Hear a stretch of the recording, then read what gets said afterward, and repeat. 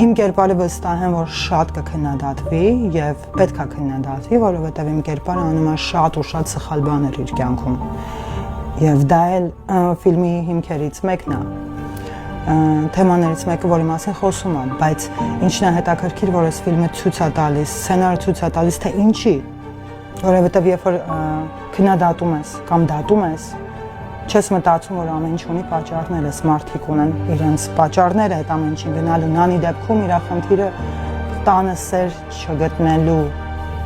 պատճառով Նանը գնացել է թմրանյութերի։ Եվ կարելի ասել, երբ որ ինքը գտնում է այդ սերը արտի մեջ, չնայած որ շատ դժվար ու դժբախտ տարբերակով, բայց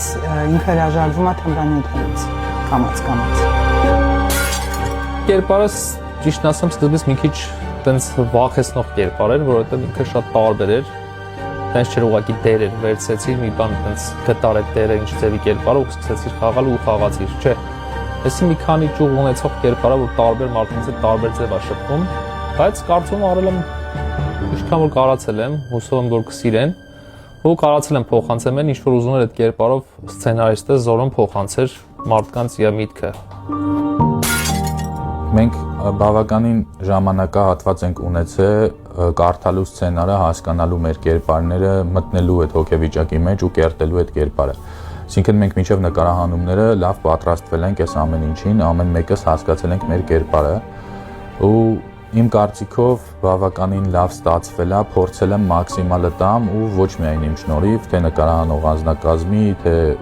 բոլոր շնորհիվ այս ամեն ինչը ստեղծվել է։ Եթե եղել են դժվարություններ, մեկս մյուսին օգնելով փորձել ենք տանք մաքսիմալը, ինչ որ կարողացել ենք տալ։ Սոնան այն աղջիկն է, որը միշտ հասնում է իր նպատակներին։ Ու կապ չունի ինչ գնով,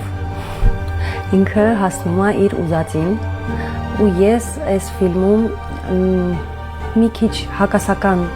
մտքեր ունեմ, բայց չեմ ուզում գաղտնիքները բացել։